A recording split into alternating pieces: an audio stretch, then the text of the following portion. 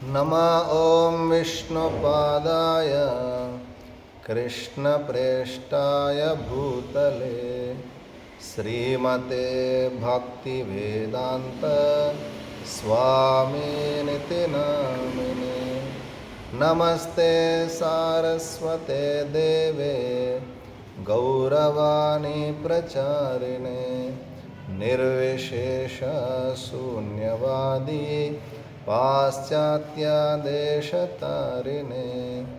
जय श्री कृष्ण चैतन्य प्रभु नित्यानंद श्री अद्वैता गदाधर श्रीवासादि गौर भक्तवृंद। हरे कृष्ण कृष्ण कृष्ण हरे हरे, हरे राम राम राम हरे हरे।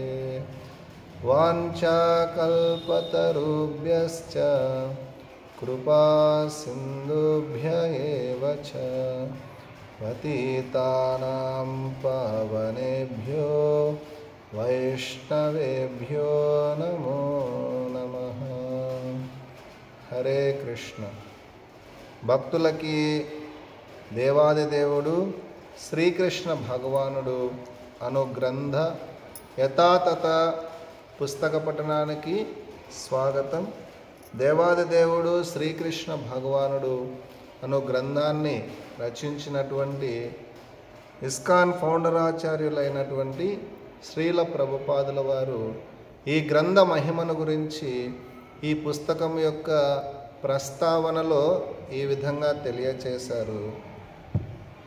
పాఠకులు ఒక పుట తరువాత మరొక పుటను శ్రద్ధగా పఠించినచో కళ, విజ్ఞాన, సాహిత్య తత్వముల పరిపూర్ణ జ్ఞానము వారికి సిద్ధించునని, చివరకు దేవాది దేవుడు శ్రీకృష్ణ భగవానుడు అను ఈ ఒక్క గ్రంథమును పఠించుట ద్వారా భగవత్ ప్రేమ ఫలించగలదని ఎరుగగలరు.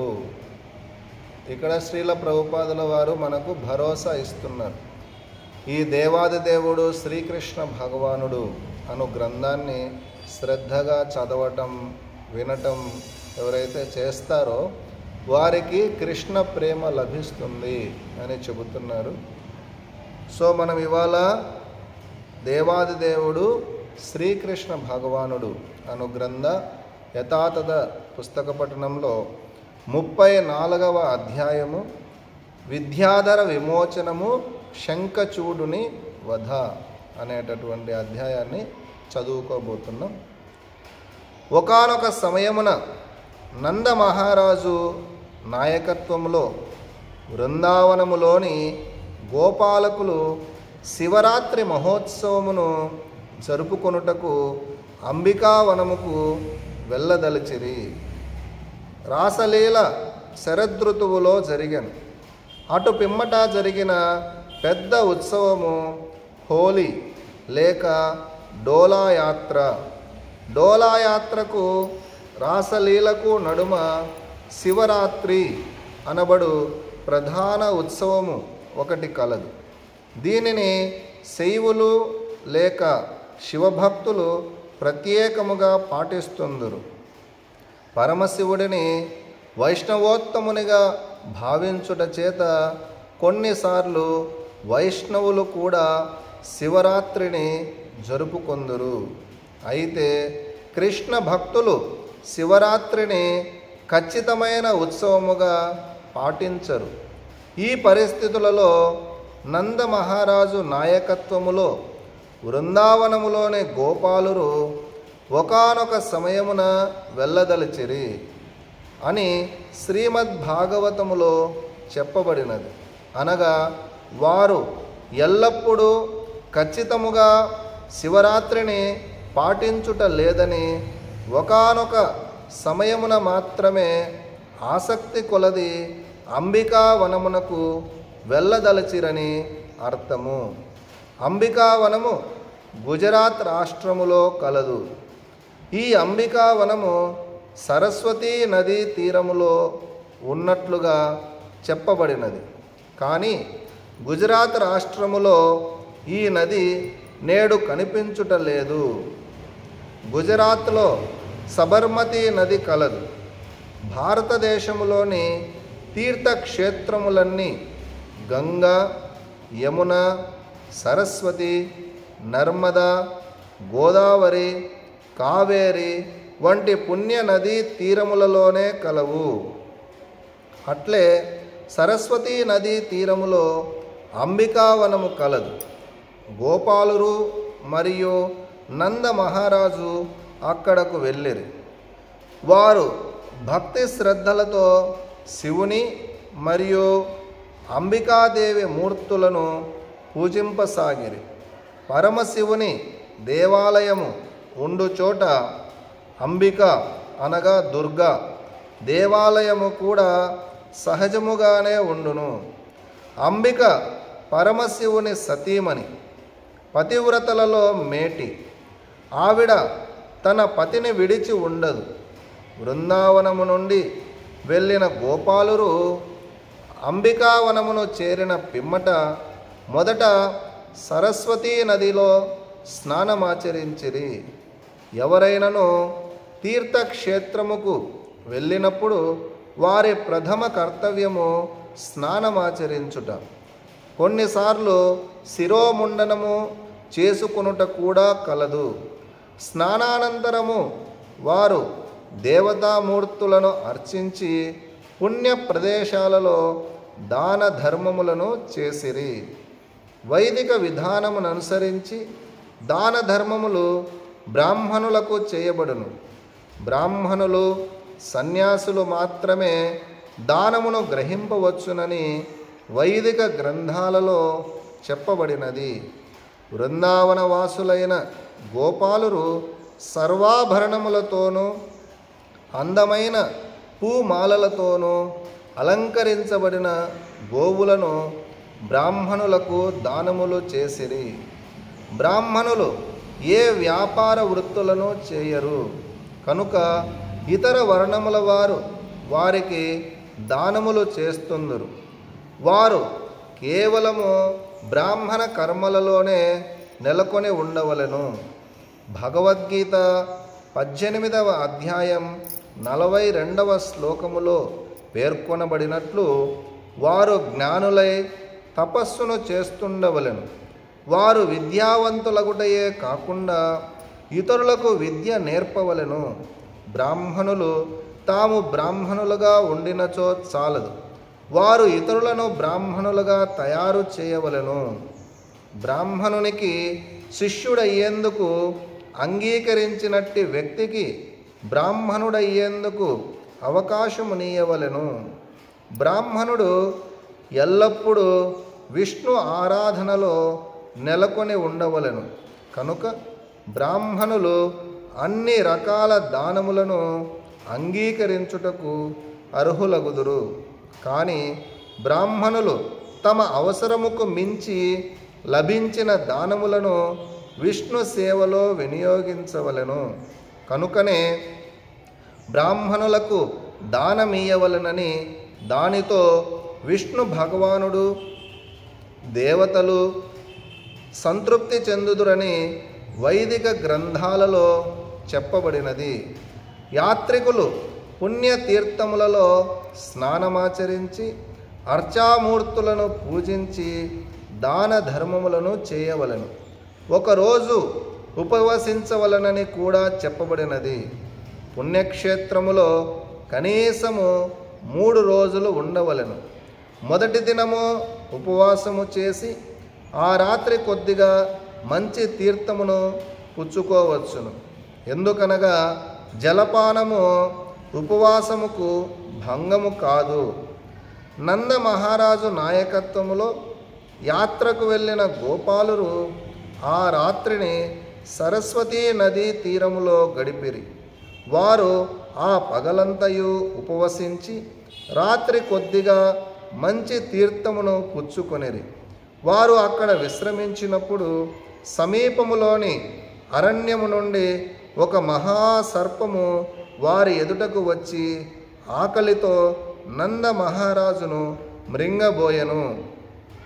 నంద మహారాజు నిస్సహాయుడై, నాయనా కృష్ణ, దయచేసి రమ్ము, ఈ ప్రమాదము నుండి నన్ను రక్షించుము, ఈ సర్పము నన్ను మృంగబోతున్నది అని ఆర్తనాదము చేసెను. ఆ ఆర్తనాదమును వినిన గోపాలురందరూ ఆ దృశ్యమును చూచి వెంటనే కాలుచున్న కర్రలతో సర్పమును బాధసాగిరి. అయినను ఆ సర్పము నంద మహారాజును మృంగ ప్రయత్నమును ఆపలేదు. ఆ సమయంలో అక్కడ శ్రీకృష్ణుడు ప్రత్యక్షమై ఆ సర్పమును తన పాద పద్మముతో స్పృశించెను. శ్రీకృష్ణుని పాద పద్మ స్పర్శ చేతనే ఆ సర్పము తన సర్పదేహమును విడిచి విద్యాధరుడను అందమైన దేవతారూపమును ధరించెను. అతని దేహ లక్షణములు అతడిని పూజించవలనంత అందముగా ఉండెను. అతని దేహము నుండి దేదీప్యమానమైన కాంతి వెలువడుతుండెను. కంఠములో అతడు బంగారు నగను ధరించి ఉండెను. విద్యాధరుడు శ్రీకృష్ణునికి నమస్కరించి మిక్కిలి వినయముగా అతని ఎదుట నిలిచెను. శ్రీకృష్ణుడు అతడిని చూచి ఇట్లు ప్రశ్నించెను, నీవు మిక్కిలి అందమైన దేవతామూర్తిగాను భాగ్యదేవత అనుగ్రహమును పొందినట్లుగాను కనిపించుతుంటివి. అట్టి మిక్కిలి హేయ కార్యములను ఎలా చేసితివి? సర్పదేహమును ఎట్లు పొందితివి? విద్యాధరుడు తన పూర్వజన్మ వృత్తాంతమును వివరించసాగెను. ప్రభు, పూర్వజన్మలో నేను విద్యాధరునిగా పిలువబడి తిని, అందములో నాకు సాటి లేరని నేను ప్రపంచ ఖ్యాతి గాంచి తిని. అట్టి ప్రఖ్యాత వ్యక్తినైన నేను విమానములో అంతటా సంచరించేవాడిని. నా పర్యటనలో ఒకసారి నేను అంగీరస మునిని చూచి తిని. అతడు మహావికృత రూపుడిగా ఉండెను. నేను నా అందముకు గర్విస్తూ అతడిని చూచి పరిహాసము చేసి తిని. నా పాపకార్యముకు ఆ మహాముని నన్ను సర్పము కమ్మని శపించెను. మనము ఇక్కడ ఒక విషయమును గుర్తుంచుకోవలను. శ్రీకృష్ణుని అనుగ్రహమును పొందక మునుపు ఒక వ్యక్తి భౌతికముగా ఎంత ఉన్నత స్థితిలో ఉన్నను అతడు నిరంతరము భౌతిక గుణములకు లోబడియే ఉండును. విద్యాధరుడు భౌతికముగా ఉన్నత స్థితిలో గల దేవత. అతడు గొప్ప సుందరుడు. విమానములో సర్వత్రా సంచరించగలుగువాడు. అయినను అతడు వచ్చే జన్మలో సర్పమగునట్లు శపింపబడెను. భౌతికముగా ఎంతటి ఉన్నత స్థితిని పొందిన వారైనను జాగరూకులై ఉండకపోయినచో హేయమగు ఏ జీవరాశిలోనైనా జన్మించున్నట్లుగా శపింపబడవచ్చును. మానవ జన్మను పొందిన పిమ్మట తిరిగి అధమ జన్మలను పొందరనుట అపసిద్ధాంతము. తాను దేవత అయినను సర్పముగా జన్మించున్నట్లు శపించబడితినని విద్యాధరుడే స్వయముగా తెలిపెను. శ్రీకృష్ణుని పాద స్పర్శ చేత అతడు వెంటనే కృష్ణ చైతన్యమును పొందెను. పూర్వజన్మలో తాను పాపినని అతడే అంగీకరించెను. కృష్ణ చైతన్యవంతుడు తాను నిరంతరము శ్రీకృష్ణుని సేవకులకు సేవకుడనని అధముడనని తాను చేయు ఏ కొద్దిపాటి మంచి అయినను శ్రీకృష్ణుని మరియు తన ఆధ్యాత్మిక ఆచార్యుని అనుగ్రహము చేతనే చేయగలుగుతుంటినని గుర్తించును. దేవతా పురుషుడైన విద్యాధరుడు ఇంకనూ శ్రీకృష్ణునితో ఇట్లు పలికెను, నా దేహ సౌందర్యమును చూచుకొని నేను ఎంతగానో గర్వించితిని. అంగీరస ముని యొక్క వికృత రూపమును పరిహసించి అతని శాపముకు గురై సర్పదేహమును దాల్చితిని. ఆ ముని శాపము నాకు శాపము కాదని, గొప్ప అనుగ్రహము అని ఇప్పుడు తెలుసుకోగలిగితిని. అతడు నన్ను శపింపకున్నచో నేను సర్పరూపమును ధరించడివాడిని కాదు. నీ పాదపద్మముల స్పర్శ చేత సకల భౌతిక కాలుష్యముల నుండి విముక్తిని పొంది ఉండను కదా. భౌతిక లోకములో 4 విషయములు ప్రధానమైనవి: సద్వంశమున జన్మించుట, సంపన్నుడుగా ఉండుట, మహావిద్వాంసుడగుట, అందముగా ఉండుట. ఇవి భౌతిక సంపదలుగా భావించబడుతుండెను. దురదృష్టవశాత్తు కృష్ణ చైతన్యమును కలిగి ఉండనిచో ఈ భౌతిక సంపదలు కొన్నిసార్లు పాప కర్మలకు పతనమయ్యేలా చేయును. విద్యాధరుడు దేవతామూర్తి అయినను, సుందరుడైనను అహంకారము చేత శాపగ్రస్తుడయ్యను. భౌతిక సంపదలను చూచుకొని గర్వించువారు లేదా ఇతరుల పట్ల ద్వేషభావమును కలిగి ఉండువారు సర్పదేహాలకు పతనమగుదురని ఈ సంఘటన నుండి తెలియను. సర్పము పరమ క్రూరమైనదిగా, ద్వేషపూరితమైన ప్రాణిగా పరిగణించబడును. కానీ మానవులలో ఇతరుల పట్ల ద్వేషభావము గలవారు సర్పముల కంటెను విషపూరితులుగా భావింపబడుదురు. మంత్రములు, ఔషధులతో సర్పములను వశపరుచుకోవచ్చును, కానీ ఎవరునూ ద్వేషపూరిత వ్యక్తిని నియంత్రించలేరు. విద్యాధరుడు ఇంకనూ ఇట్లు విన్నవించెను: ప్రభు, నేనిప్పుడు సమస్త పాప కర్మల నుండి విముక్తిని పొందినందున నా నివాసమైన స్వర్గలోకములకు తిరిగి వెళ్ళుటకు అనుమతించుము.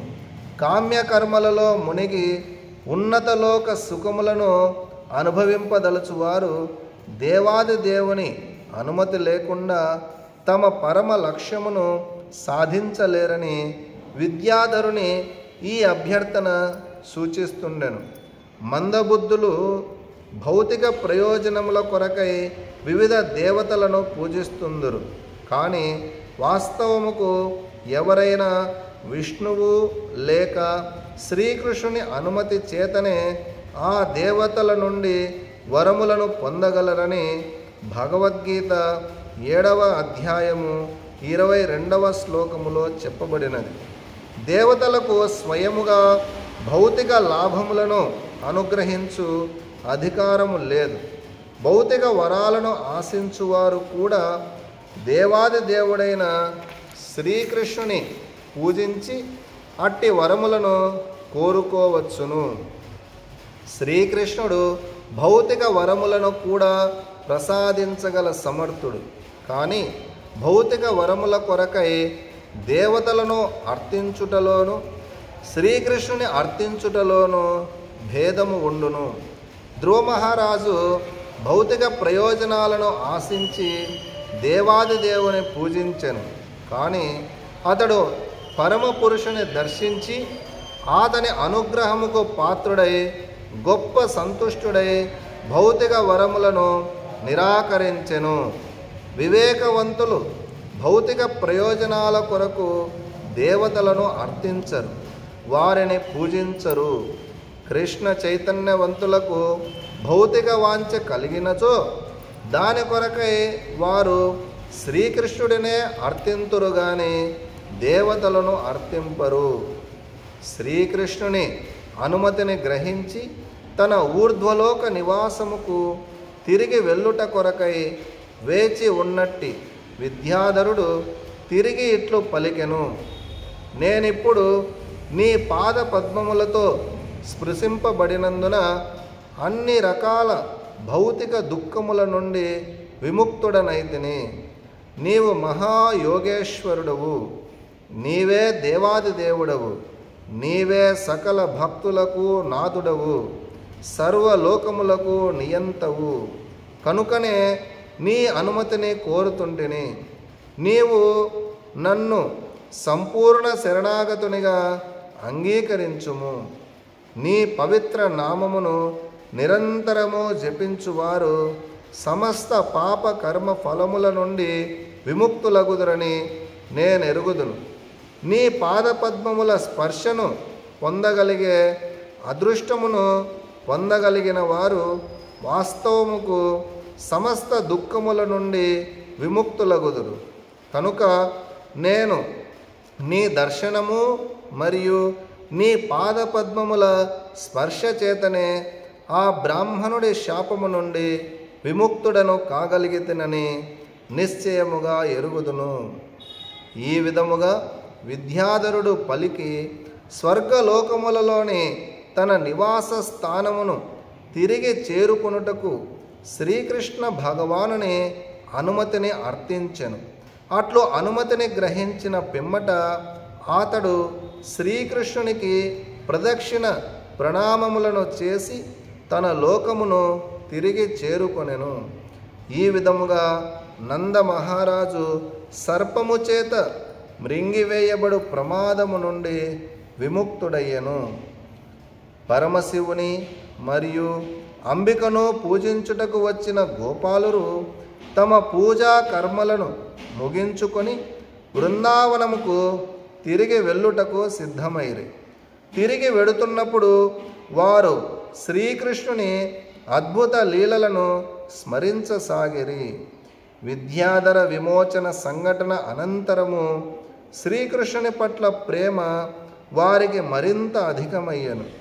పరమశివుని అంబికను పూజించుట కొరకు వచ్చినను ఆ గోపాలురకు శ్రీకృష్ణుని పట్ల ప్రేమానుబంధము మరింత అధికముగా దృఢమయ్యను.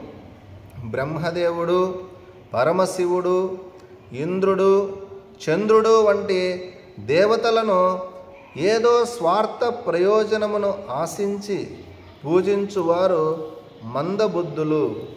వారు తమ జీవిత పరమ లక్ష్యమును విస్మరించినట్టి వారని భగవద్గీతలో చెప్పబడినది. కానీ బృందావనవాసులైన గోపాలురు సామాన్య మానవులు కారు. వారేమి చేసినను శ్రీకృష్ణుని కొరకే చేసిరి. శ్రీకృష్ణుని పట్ల భక్తిని పెంపొందించుట కొరకై పరమశివుని లేక బ్రహ్మదేవుని పూజించుట అంగీకరించబడినది. కానీ స్వార్థ ప్రయోజనమును కొరకు అన్య దేవతలను ఆరాధించుట ఖండించబడినది. ఈ సంఘటన అనంతరము ఆహ్లాదకరమైన ఒకరోజు రాత్రి గొప్ప శక్తిమంతులైన శ్రీకృష్ణుడు మరియు అతని అగ్రజుడైన బలరాముడు బృందావన అరణ్యముకు వెళ్ళిరి. వ్రజభూమిలోని కన్యలు వారిని అనుసరించిరి. పరస్పర సహచర్యముతో వారు ఆనందించసాగిరి. వ్రజాంగణలు అందమైన వస్త్రములతో, చందనముతో, పూమాలలతో అలంకరించబడిరి. ఆకాశములోని చంద్రుడు తలుక్కుమనే తారలతో వెలుగుతుండెను. మల్లికా కుసుమ పరిమళముతో వాయువులు వీస్తుండెను. ఆ మల్లికా కుసుమ పరిమళముకు వెర్రెత్తిన భృంగములు ఝుంకారము చేస్తూ అటు ఇటు తిరుగాడుతుండెను. అట్టి ఆహ్లాదకరమైన వాతావరణములో కృష్ణ బలరాములు శ్రావ్యముగా గానము చేయసాగిరి. లయబద్ధమైన వారి గానముకు ముగ్ధులైన వ్రజ యువతులు తన్మయులైరి. వారి కురులు మరియు దుస్తులు వదులాయను. వారు ధరించిన పూమాలలు నేలపై రాలిపడెను. ఇంచుమించు ఉన్మాదావస్థలో పూర్తిగా తన్మయులైన సమయములో కుబేరుని సహచరుడైన ఒక రాక్షసుడు అక్కడ ప్రత్యక్షమయ్యను. ఆ రాక్షసుని నామము శంఖచూడు. అతని తలపై అమూల్యమైన ఒక శంఖము ఉండుట చేత అతనికి అట్టి నామము కలిగెను. కుబేరుని ఇద్దరు పుత్రులు ధన ఐశ్వర్య మదముతో నారదముని ఉనికిని గుర్తించనట్లుగానే శంకాసురుడు కూడా ఐశ్వర్య గర్వముతో విర్రవీగుతుండెను. కృష్ణ బలరాములు ఇద్దరును అనేక సుందరీమణుల సహచర్యములో ఆనందిస్తున్నట్టి సామాన్య గోపబాలురుగా అతడు భావించెను.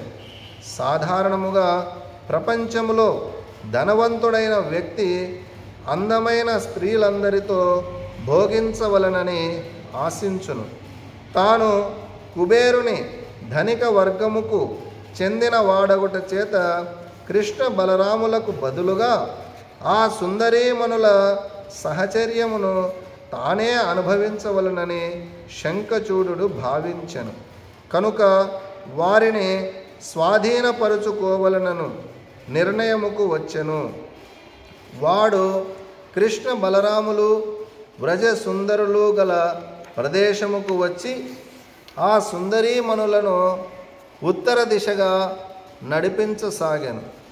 కృష్ణ బలరాములు అక్కడ ఉన్నప్పటికీ లెక్క చేయక తానే వారి యజమానుడు పతి అయినట్లు వారిని ఆజ్ఞాపించసాగాను.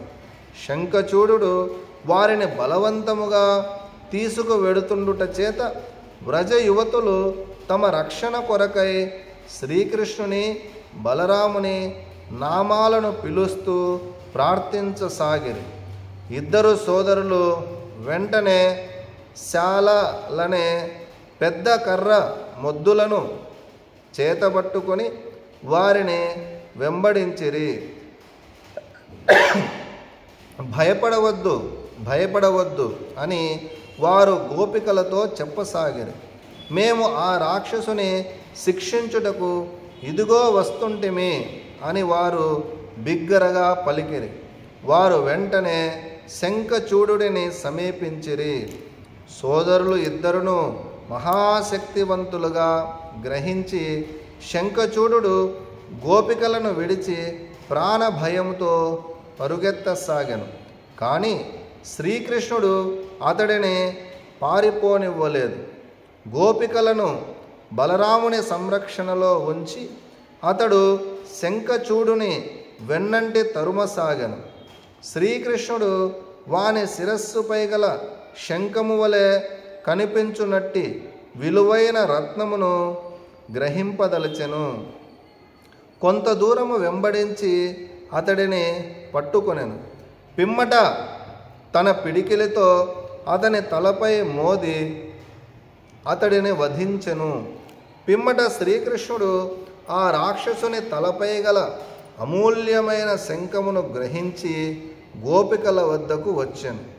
వ్రజ సుందరీమణుల సమక్షములో శ్రీకృష్ణుడు ఆ అమూల్యమైన శంఖమును తన సోదరుడైన బలరామునికి బహూకరించెను. ఇది దేవాది దేవుడు శ్రీకృష్ణ భగవానుడులోని 34వ అధ్యాయమైన విద్యాధర విమోచనము శంఖచూడుని వధకు భక్తి వేదాంత స్వామి భగవత్ కథాసారము సమాప్తము. ఏవైనా అక్షర దోషాలు ఉంటే దయచేసి మన్నించండి. హరే కృష్ణ.